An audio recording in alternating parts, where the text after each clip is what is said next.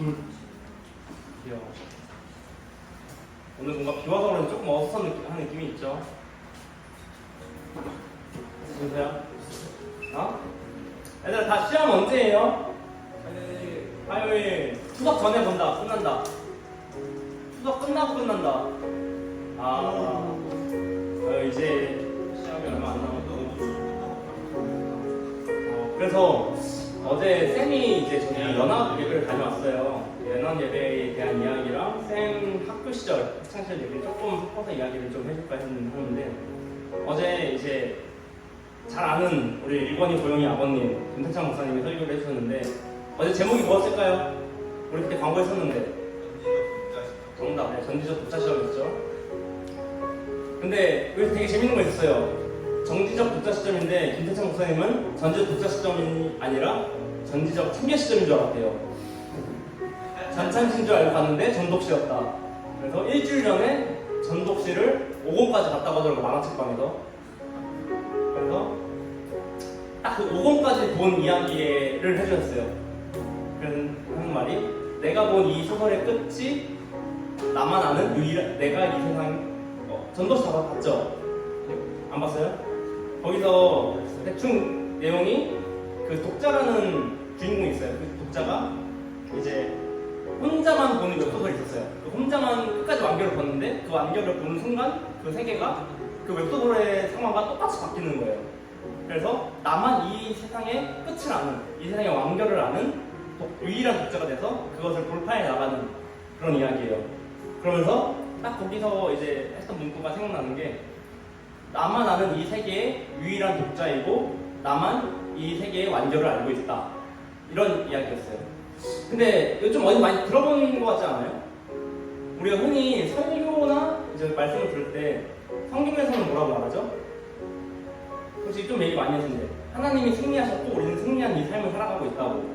그래서 조금 길어질 수 있는데, 시편 말씀을 이제 인용하시면서 거기서 이런 말씀이 나와요. 악행하는 자들이 더 잘난 것 같고, 우리는 교회 다니는 우리는, 하나님 믿는 우리는 더 약한 것 같다. 우리는 착한 우리는 항상 세상에서 지는 것만 같다 라고 했는데, 거기서 하나님이 이렇게 말씀하셨어요. 우리는 그 끝에 이미 승리를 했다고. 우리 그 끝에 승리를 알고 가는 자들이라고. 여러분, 이제 다시 시험 얘기로 돌아가 볼게요. 우리 시험, 나 전교 1등 해봤다. 없죠? 없을 거예요. 저도 못 해봤어요. 당연하죠. 우리는 항상 시험을 보면은 등급이 매겨지고 순위가 매겨지고 친구들과의 비교 순위가 돼요. 그럼 어떤 느낌 들어요? 내가 승리했다는 느낌 들어요? 패배했다는 느낌이 많이 들어요? 재산이 시험 안 봐봤나? 준서 어때? 딱 1년 봤잖아 이제. 승리했어? 아 멋있다. 예슬이는 어때? 예슬이도 시험 못 봤나? 하연이는 어때요? 잘 모르겠어? 연재야, 어때? 넌 중학교 때 승리했어? 그때 승리했어? 와, 멋있다. 고등학교 때 실패했죠. 그래서 쌤 얘기를 조금 해주면은, 쌤도 솔직히 말해서 중고등학교 때 한 번도 승리했다는 느낌을 든 적이 없었어요. 수능 날까지도. 그래서 생각보다 원치 않았던 대학을 갔고 원치 않았던 전공을 했고, 근데 그 속에서 끝까지 붙잡았던 거는 예수님이었어요. 내가 어떤 학교를 가건 어떤 과를 가건, 그래서 내가 열심히 살았고 내가 교회에 헌신하고 내가 뭐 했으면 뭐 이런 것까지는 아니었지만, 내가 하나님을 끝까지 믿고 있었다면 하나님 나에게 길을 열어주지 않을까? 라는 생각 되게 많이 했어요. 그래서 생각지도 않았던 뭐 자격증을 따게 됐고, 생각지도 않았던 길을 가게 됐고, 생각지도 못했던 생각보다 더 높았던 회사에 들어가게 됐고, 그런 일련의 과정을 보면서 내가 한 게 뭐가 있지? 라는 생각이 막 들더라고요. 내가 한 건 사실 그렇게 없는데, 하나님이 사람들 앞에서 얘기할 수 있게 했던 거, 이렇게 학생부 선생님을 하면서 앞에서 얘기할 수 있었던 게 면접에서 큰 도움이 됐고, 뭐 이렇게 여러분들과 얘기하면서 청년부 형들 혹은 장년부 형제님들과 얘기했던 게 회사 상사들과의 이야기를 편하게 만들 수 있는 그런 걸음도 경험이 됐었고, 그런 것들이 하나하나 내 인생이 이 교회에서 보내는 시간들이 허무하다고 느낄 수 있었던 모든 시간들이 사회에 적용해보니까 너무나 좋았던, 너무나 훌륭한 경험들로 나오더라고요. 그래서 회사에서도 인정을 받게 되고, 내가 너무 가고 싶었던 회사에도 입사를 하게 되고, 뭐 상황이 계속 바뀌어 가는데, 그 속에서 우리가 놓지 말아야 될 것은, 우리는 이미 승리했고 그 승리한 삶을 천천히 걸어간다는 거. 알겠죠, 여러분? 지금 얘기 안 하실 수 있어요. 항상 친구들 관계가 너무 어렵고 시험 성적 너무 어렵고 나는 뭘 해야 되지, 난 어떤 대학을 갈 것이지, 난 무슨 과를 선택해야 될 것인지, 혹시 나는 가고 싶었던 과가 있다, 가고 싶은 과가 있다, 있어요? 그래서 무슨 일 하고 싶어? 과 어디 가고 싶어? 응? 공무원 하고 싶어? 공무원하면 무슨 과 가야 될까?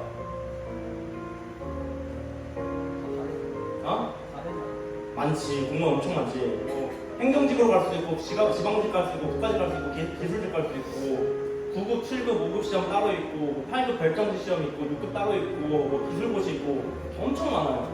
우리가 흔히 한 가지 뭐 어떤 일을 하고 싶다 이런 거 할 때 한 가지 길만 있는 게 아니라 회사에도 여러 정말 많은 직무들이 있고 정말 여러 파트들이 있고 그 속에서 내가 어떤 걸 선택하냐에 따라서 다 달라지고 사실 그래서 중고등학교 때는 우리가 잘 모를 때가 너무 많아요. 대학교 가서도 뭘 선배들 얘기 안 해주면은 그냥 끝까지 4학년까지 나는 모른 채로 졸업하는 거야. 근데 우리가 여기서 어떤 길을 가라고 선생님이 얘기하는 게 아니라 어떻게 갈 것인가, 나 혼자 걸어갈 것인가, 아니면 정말 예수님을 붙잡고 나아갈 것인가, 그 차이가 가장 큰 차이라고 생각을 하거든요. 그래서 다시 처음으로 돌아와서 그 목사님의 설교였던 우리는 뭐 어떤 사람이 되라고요? 성공한, 승리한, 우리는 승리한 삶을 살아가는 학생부가 되길 원합니다. 여러분 그렇게 생각 들어요? 안 들어야 돼. 들면 이미 우리는 구원 받은 자들이지. 우리 그 승리한 삶을 살아갈 수 있도록 다 같이 노력하고 기도합시다. 알겠죠? 기도하시겠습니다.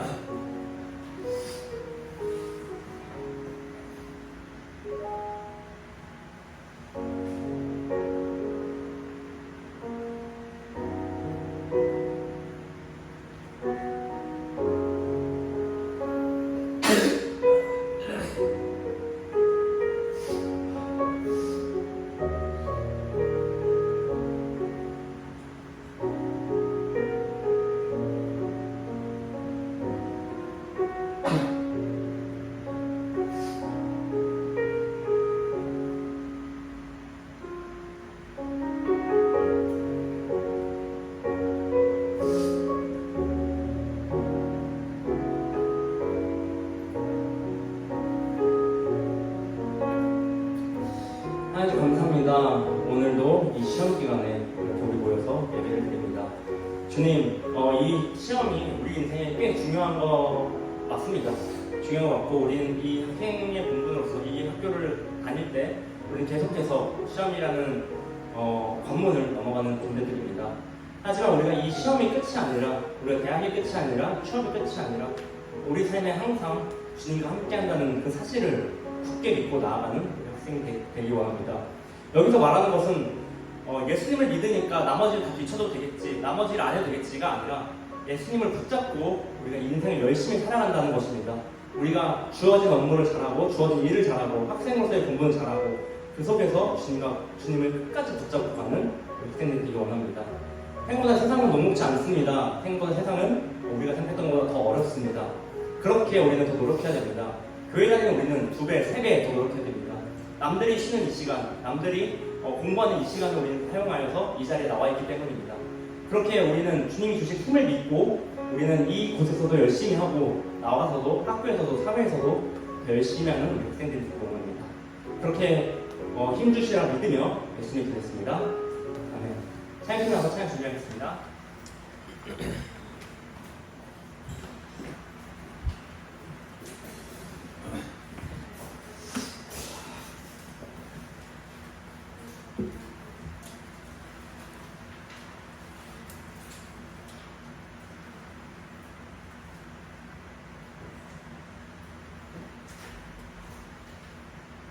찬양드리겠습니다.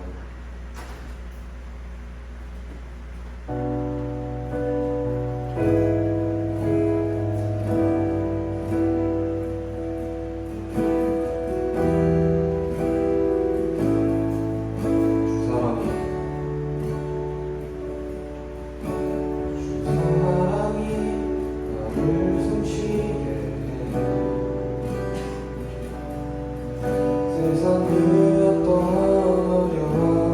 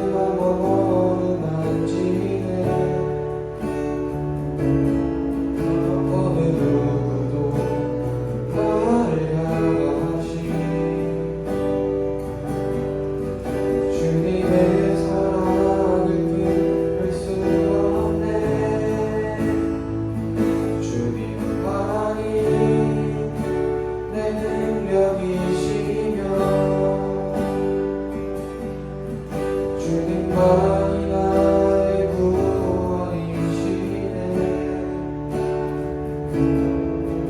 어느 누구도 나를 향하시 주님의 사랑을 끊을 수 저부터 기도하겠습니다. 주 사랑이 나를 이끄시네. 내가 갈 수 없는 그곳으로 주의 사랑 나를 붙드시며 세상 끝날까지 인도하신 주님만이 내 아픔하시며 주님만이 내가 걸어간주이네. 어느 누구도 나를 향하시 주님의 사랑을 끊을 수 없네. 주님만이 내 능력이시며 주님만이 나의 구원이시네. 어느 누구도 나를 향하시 주님의 사랑을 끊을 수 없네. 이렇게 일어나시면 되거든요.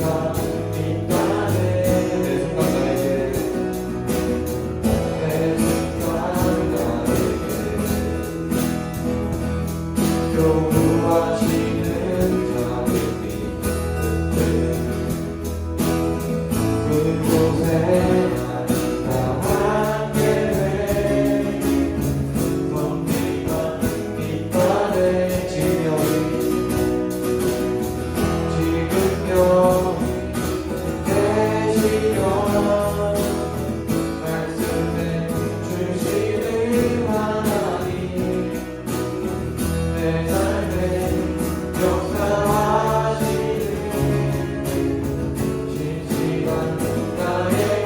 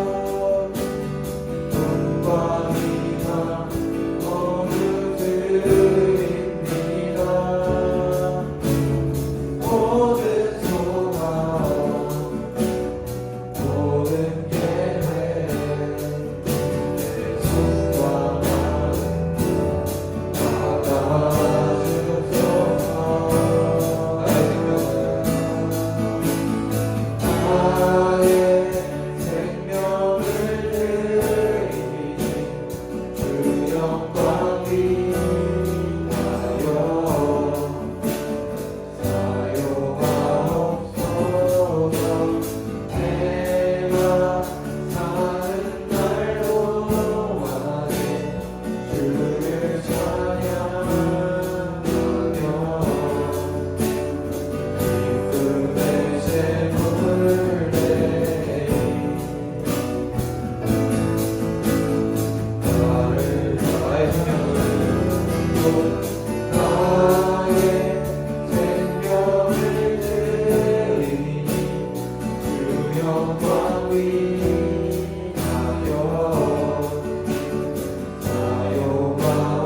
사용하옵소서. 내가 사는 날 동안에 주를 찬양하며 기쁨의 제물을 드리니 나를 받아주소서.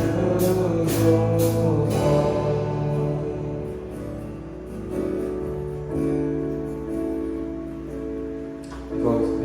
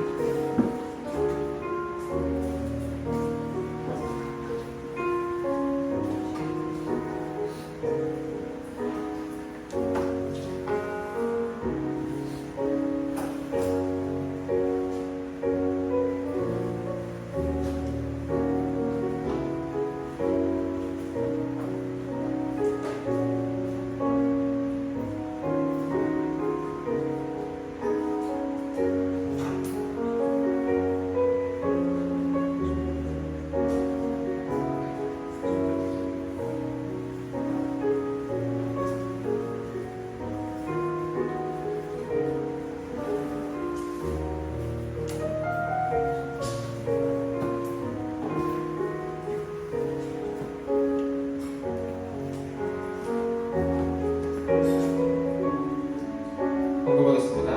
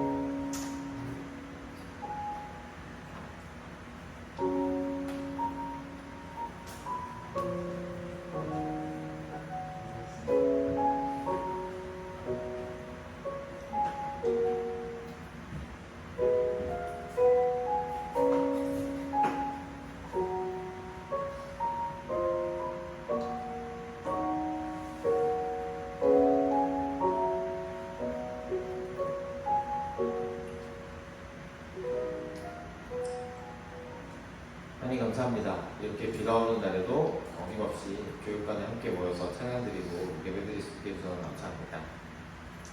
하나님 시험을 앞두고 있습니다. 여러 가지로 공부하느라 힘든 마음, 스트레스 받고 또 수석이 끝나도 수석 이후에 시험이 있는 친구들은 마음 편히 쉬지 못할 것 같습니다. 하나님 우리가 학교 생활 중에도 집에서도 학원에서도 친구 사이 가운데서도 어려운 일들이 있습니다. 모든 것이 완전한 날은 많지 않은데 그 어려운 마음 이끌고 이곳에 왔습니다. 하나님께서 그 마음 어루만져 주시고 사람한테 온전히 다 털어놓을 수 없는 그 무언가가 있다면 하나님은 다 알고 계십니다.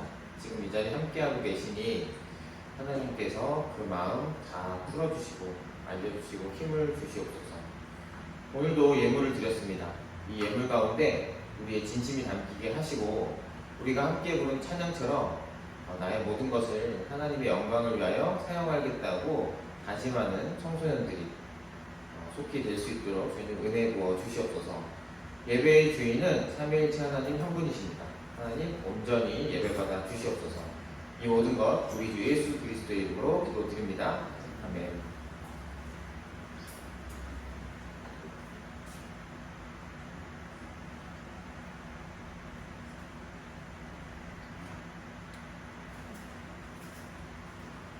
반갑습니다 여러분. 오늘 9월 28일 청소년부 예배 여기 함께 할 수 있어서 참 오늘 비가 오고 해서 여러분들 컨디션도 많이 안 좋고 또 그리고 시험 공부 중이라 여러 가지 피곤한 부분들이 많을 텐데 네, 우리가 아직 우리 기운찬 친구들이 있네요. 여기 집중해 갔으면 좋겠어요. 네, 알겠습니다. 네. 자, 그만 여기 집중해 주세요. 자, 오늘은 창세기 2장 19절 말씀을 함께 읽고 나누도록 하겠습니다. 우리 함께 읽겠습니다. 시작! 주 하나님이 그의 모든 짐승과 공중의 모든 새를 흙으로 빚어서 만드시고 그 사람에게로 이끌고 오셔서 그 사람이 그것들을 무엇이라고 하는지를 보셨다. 그 사람이 살아있는 동물 하나하나를 이르는 것이 그대로 동물들의 이름이 되었다. 오늘은 그리스도인과 동물이라는 제목으로 한번 동물에 대해서 성경적 관점과 그리고 어떤 자세를 취하는 게 좋을 것인가 이렇게 한번 생각을 해보도록 하겠습니다. 여러분들 동물 좋아하죠? 나 동물 싫어한다. 한번 손들어 주실 수 있어요? 그렇죠? 대부분 학생들은 동물들 많이 좋아할 것 같아요. 저도 어렸을 때는 많이 좋아했었는데 지금은 좀 털 알러지가 있어서 약간 힘들어지긴 했지만 자, 우리 계속해서 기독교 세계관에 대해서 하고 있습니다. 게시판은 이용률이 많이 떨어졌는데요. 궁금한 게 있으면 언제든지 지어내는 건 이제 금지하도록 하겠습니다. 제가 지어내달라 그래서 이제 재밌는 질문이 올라오긴 했지만 어쨌든 궁금한 거 있으면 올려주시고요. 세계관은 세상을 바라보는 안경입니다. 이게 안경 색깔에 따라서 안경 알 색깔이 바뀌면 사물을 다른 색깔로 보게 되겠죠. 그래서 해석이 다르게 되고 생각이 달라집니다. 그래서 생각이 다르면 싸우는 경우도 있어요. 그리고 여러분 잘 알다시피 그런 생각이 차이들 때문에 같이 사는 가족끼리도 싸우는 경우가 많고 사랑하는 사이에서도 싸우는 경우들이 종종 있습니다. 생각이 달라서. 그래서 오늘은 그리스도인과 동물에 대해서 한번 생각을 해보려고 합니다. 여기 여러 가지 동물들이 많지 않습니까? 여러분들은 어떤 동물 좋아하죠? 사람이요? 그렇죠. 사람도 동물의 하나일 수 있겠죠. 준서는 어떤 동물 좋아해요? 강아지 좋아하고. 고영이는 어떤 동물 좋아해요? 강아지. 예슬이는? 강아지. 그렇구나. 에린이는 어때요?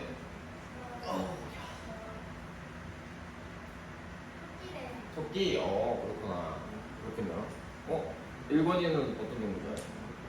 고양이? 그쵸.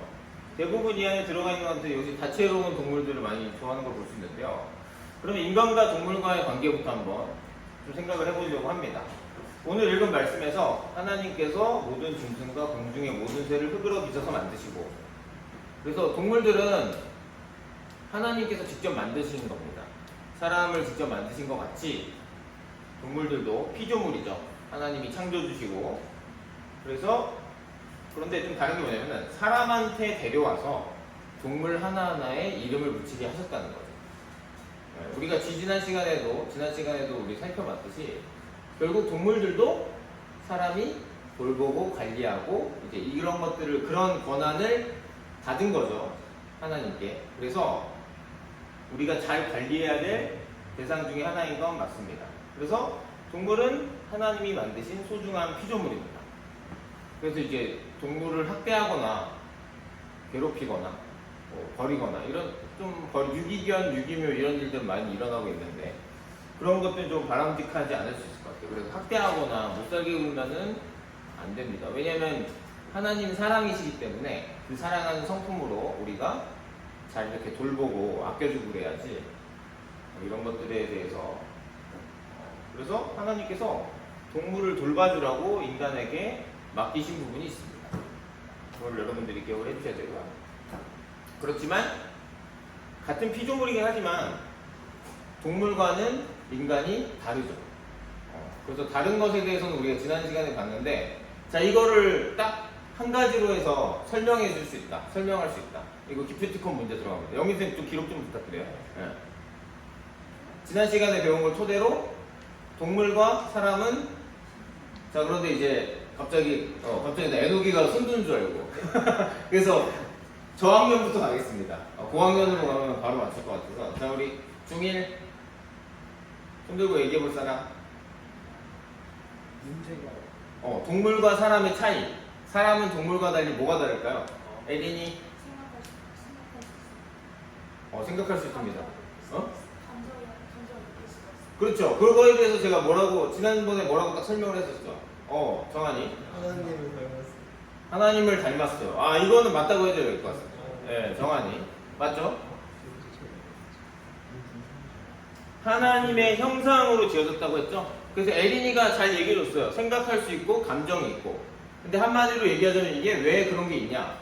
하나님의 형상으로 지어졌기 때문에 하나님과 창조주와 직접 만든 분과 우리가 직접 교제할 수 있고 또 예배할 수 있죠. 우리가 지금 하고 있는 것처럼. 그래서 창조주를 인식할 수 있고 생각할 수 있고 그리고 그분에 의해서 우리가 이제 아직 그분과 이제 하나님이 살아계신다고 생각하지 못하면 감정적으로 와닿을 게 없지만 만약에 하나님이 살아계시다는 걸 직접 우리가 느끼고 성경 말씀을 진짜 마음으로 진심으로 믿게 되면은 감정적인 것도 오죠. 그래서 막 눈물 흘리는 분들 있잖아요. 같이 우리 수련회 가서도 지난 여름 수련회 가서도 보면은 굉장히 열정적으로 찬양하면서 아니면 여러분들 부모님 중에도 분명히 하나님에 대해서 경배하면서 눈물 흘리시는 분들이 있을 거예요. 막 가슴이 복받쳐 오른다거나 이런 것들이 사람이기 때문에 가능한 겁니다. 동물들은 그런 걸 할 수가 없죠. 동물들은 하나님의 섭리대로 살아가긴 하지만 하나님을 알고 인식하고 뭐 이렇게 생각하고 이런 것들은 없습니다. 그래서 이게 확실하게 차이가 나는 점이다. 그래서 사람이 가장 귀한 것은 맞다. 그러나 동물을 그렇다고 함부로 대하는 것은 하나님께서 원하시는 부분은 아닙니다. 자, 그래서 예전에 제가 어렸을 때는요, 저희 집에 이제 예전에는 아파트나 빌라나 이런 것보다는 연립주택이라고 부르는 조그만한 마당이 딸린 그런 단독주택들에서 많이 살았어요. 그래서 주인은 2층에 살고 이제 1층이나 이제 옆방은 세를 주거나 전세나 월세를 주거나 이렇게 살았거든요. 그래서 저도 어렸을 때는 제가 1층에 살았는데 세를 들어 살았는데 이런 흙바닥은 아니었지만 이건 시골 가면 이렇게 키웠고 개를 우리 집도 이렇게 조그만 집에다가 묶어서 키우곤 했었습니다. 그래서 가족들이 식사하고 남은 이런 잔반들을 개한테 먹이를 주고 그리고 심지어 시골에서는 때때로 때마다 잡아먹기도 했습니다. 실제로 어른들이. 요즘에는 좀 이런 것들이 좀 많이 위축되어 있지만 그때 너무 흔한 일이었고 또 그리고 역사적으로 볼 때도 이런 개를 잡아먹는 건 우리나라에서 되게 흔한 일이었대요. 왜냐면 돼지나 소는 일하는 데 써야 되고 돼지는 많이 먹는데요. 식량 먹이가 많이 필요한데 개는 밥을 먹고 남은 거 사람들이 먹은 남은 찌꺼기를 먹고도 잘 자랄 수 있어서 때때로 잡아먹으면서 진짜로 몸보신을 했다고 합니다. 조선시대에는 이게 흔했대요. 특히나. 자, 그래서 그때는 애완동물도 잘 없었고 그리고 애완동물이라고 많이 불렀죠. 그래서 애완이라는 뜻은 동물이나 물품 따위를 좋아해서 가까이 두고 귀여워하거나 즐김. 사전적 의미입니다. 동물이나 물품 따위. 그러니까 동물이나 물품 거의 동일시하는 그런 단어인 거죠. 자, 그런데 어느 순간 반려동물이라는 단어를 많이 쓰기 시작했습니다. 여러분 지금 집에서 동물 키우고 있는 분들 있나요? 우리 집은 키운다. 에리는 못 키워요? 강아지. 햄스터 키우고. 세상에는 토끼 2마리. 그렇죠. 현정이도 같이 키우는 거죠. 그렇죠. 그렇죠. 여러분들 반려동물이라는 말을 쓰죠. 그 키우는 동물들에 대해서. 그래서 그러면은 반려의 뜻은 뭘까? 이것도 기프티콘 들어갑니다. 반려의 뜻은 뭘까? 중일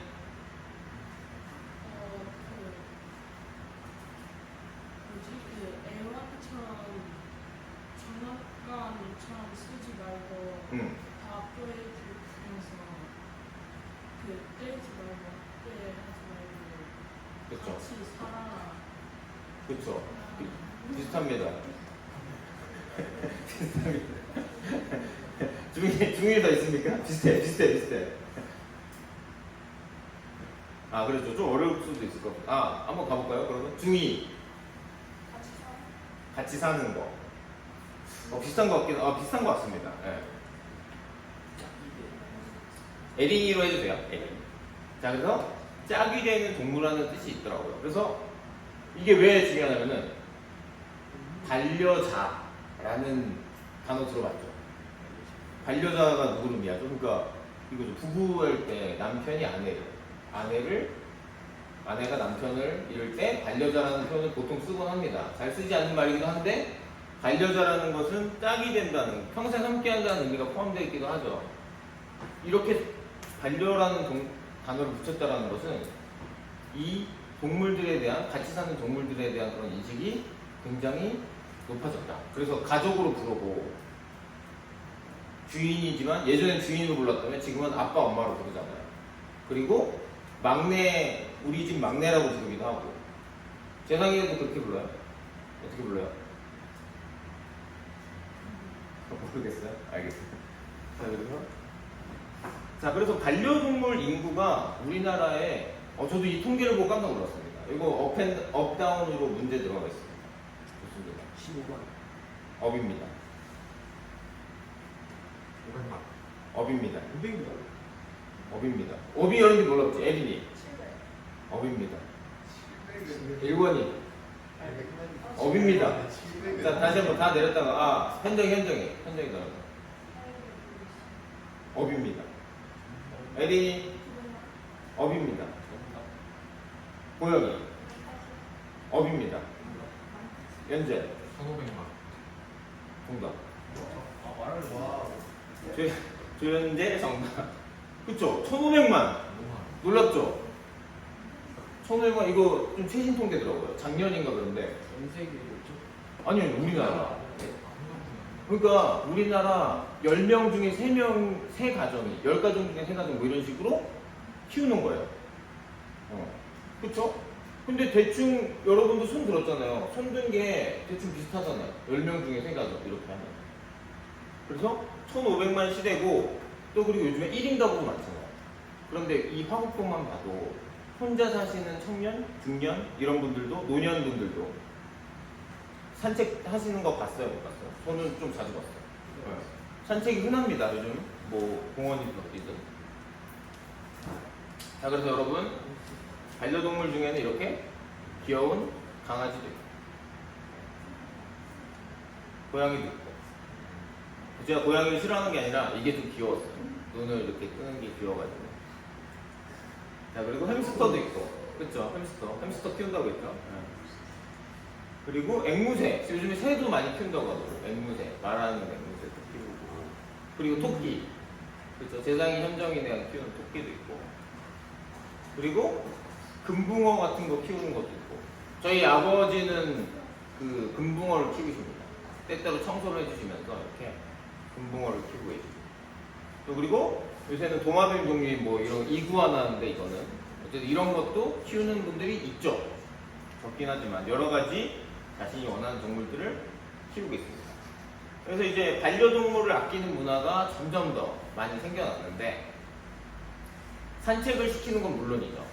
예전에 제가 어렸을 때 우리 집 그 조그마한 앞마당에 묶어놨던 개를 산책해준다는 생각은 해본 적이 없어요. 그런 거를.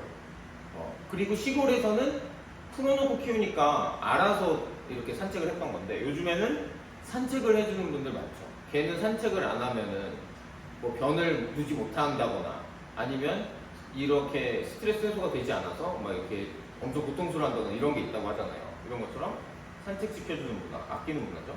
자, 그리고 애견 미용실도 있고, 미용실에서 이제 사람처럼 이렇게 스타일링을 하기도 하고, 그리고 옷도 있더라고요. 옷이 되게 예쁘고, 특히나 이제 반려견의 문화가 많이 발달했기 때문에 여기서 반려견 문화만 좀 볼 텐데요. 자, 그리고 유치원도 있습니다. 우리 근처에도 있죠. 저 밑에 가보니까 있더라고요. 여기서 밑으로 내려가면은 유치원이 있더라고요. 멍멍이 유치원도 있고요.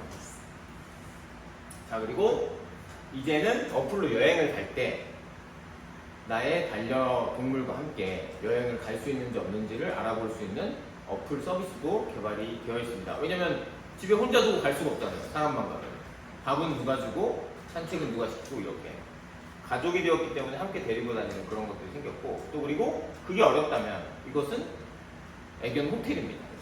네, 호텔에 맡겨두고 누군가 케어 서비스를 할 수 있도록 맡겨두고 이렇게 떠나는 거죠. 네, 그런 것들도 많이 발달이 됐고 산업이 점점 커지죠. 네. 자, 그리고 반려동물 문화가 좋은 점은 뭐냐면은 생명의 소중함을 배울 수 있습니다. 네. 여러분들 이 생명이 얼마나 소중한지를 직접 기르면서 또 아껴주면서 이렇게 또 배울 수가 있죠. 또 그리고 이제 아기가 태어났을 때 돌보는 것 같은 그런 유사한 경험을 하게 되니까 당연히 중요한 것들을 알게 되고요.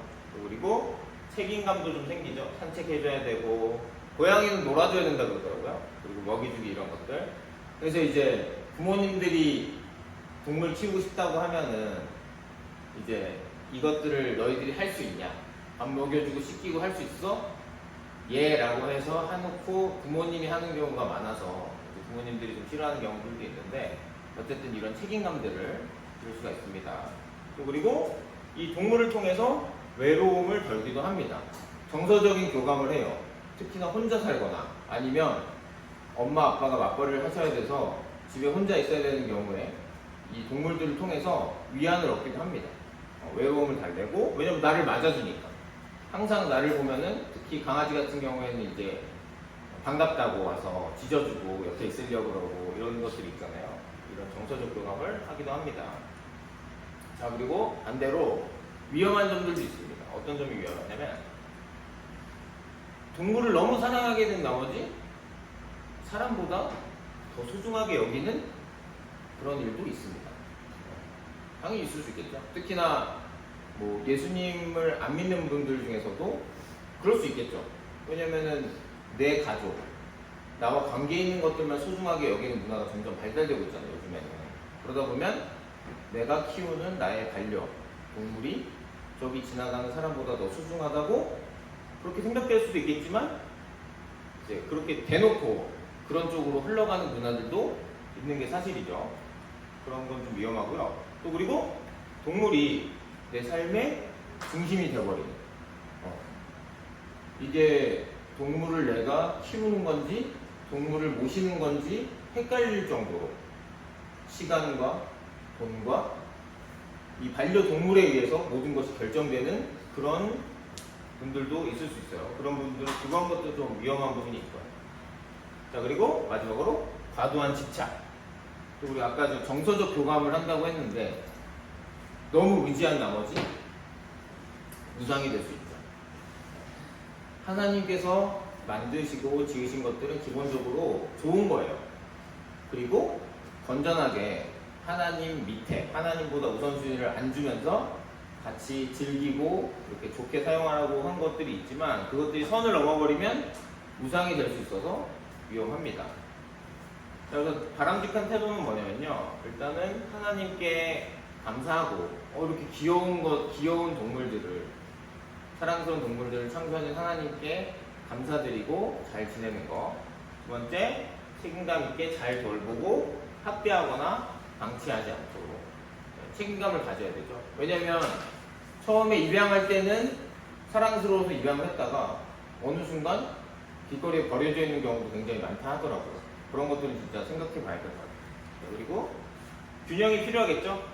하나님 사랑, 이웃 사랑. 하나님과 사람에 대한 사랑과 균형을 맞춰야 됩니다. 하나님보다 사람보다 더 귀하게 여기거나 앞서버리면 곤란합니다. 하나님께서 원하시는 부분이 아닙니다. 자, 그러면 여러분도 반려동물 키운다고 했으니까 이런 것도 궁금해할 수 있을 것 같아요. 반려동물은 우리가 나중에 죽고 나서 그리고 하나님께서 다시 오신다고 했었잖아요. 예수님께서 하나님 나라에서 만날 수 있냐? 요즘에 이런 요구들이 높아진다고 합니다. 왜냐하면 가족처럼 키우는 반려동물이기 때문에 목사님께 장례식을 요청하기도 하고 우리 교회에서는 이런 일이 있었는지 모르겠어요. 그런 얘기를 해주신 적은 없는데 이제 신문기사나 이런 걸 보니까 장례식을 요청하기도 하고 여러 가지 일들이 있었다고 해요. 성경적인 관점은 뭐냐면요.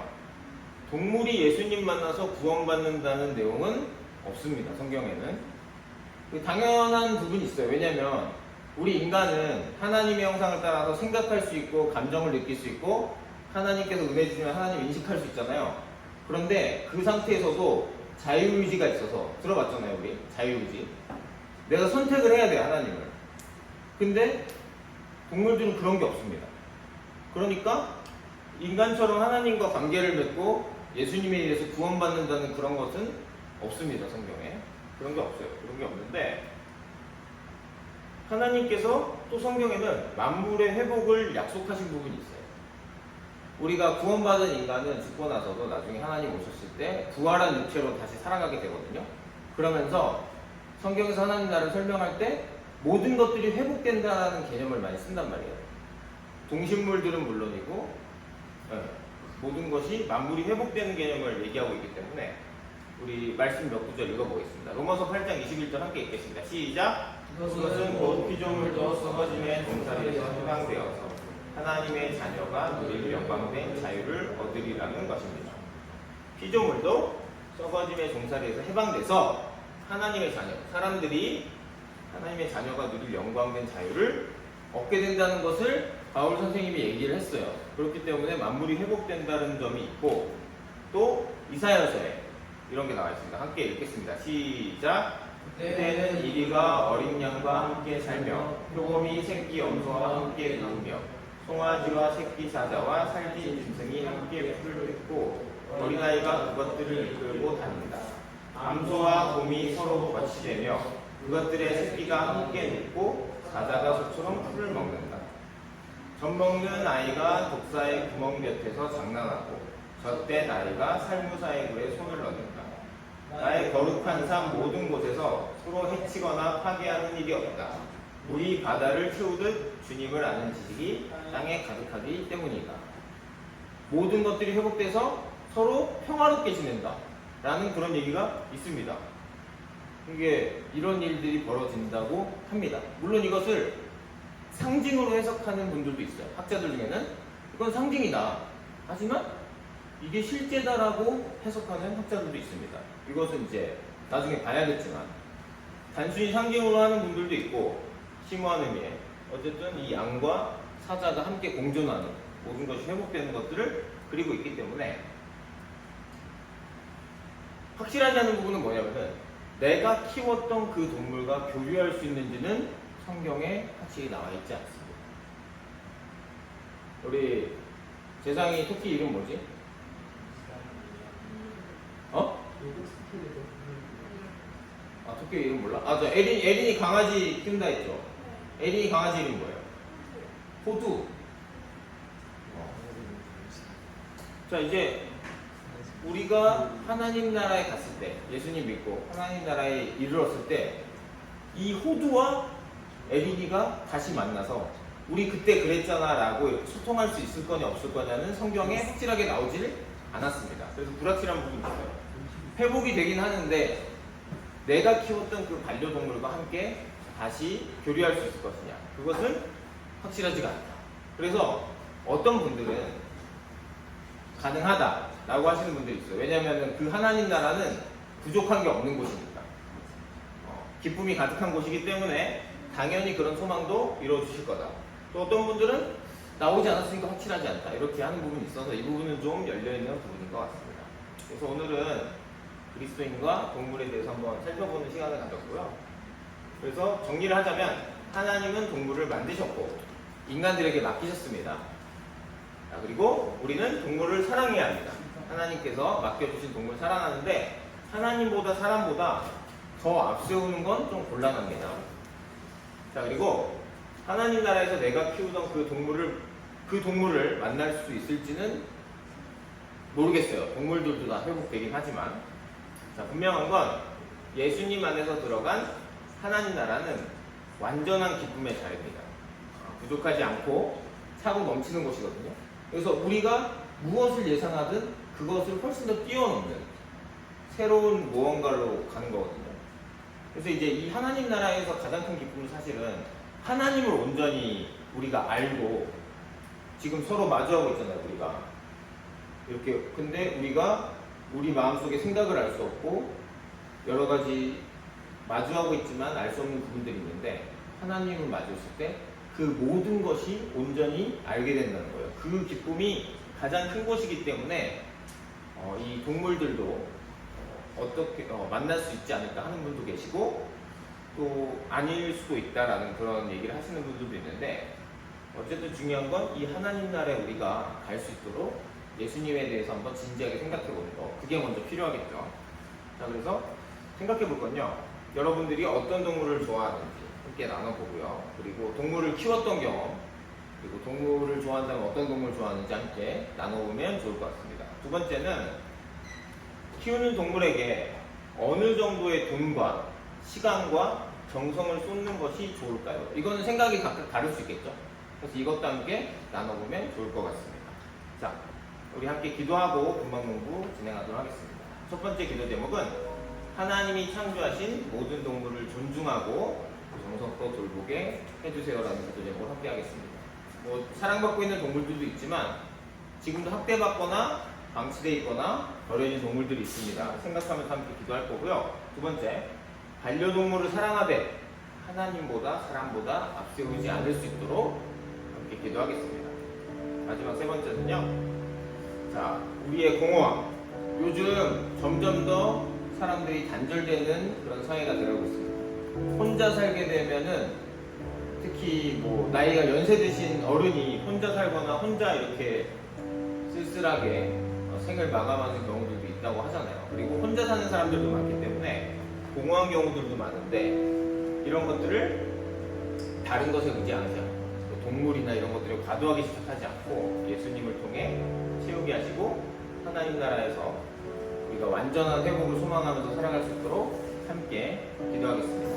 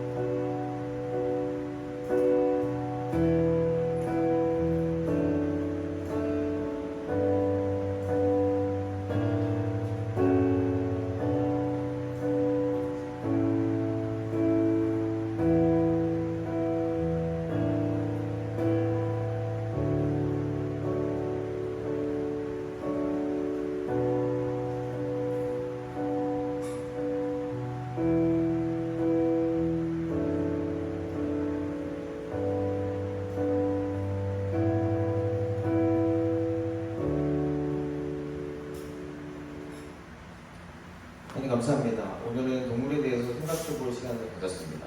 우리가 하나님께서 만드신 이 동물들을 사랑할 수 있게 해주십시오. 지금도 아끼고 사랑받는 동물들이 많지만 또 어느 곳에서는 학대받거나 버려지거나 방치되어 있는 동물들이 있습니다. 하나님께서 지으신 동물들 우리가 인간들이 사람들이 사랑하고 아낄 수 있도록 인도하여 주시옵소서. 정말 사랑하고 아껴야 될 대상이지만 또한 하나님보다 사람보다 앞서는 것은 곤란합니다. 우리가 동물을 사랑하더라도 균형 잡히게 하나님과 사람을 더 우선시하고 균형 있는 사랑을 할 수 있도록 도와주시옵소서.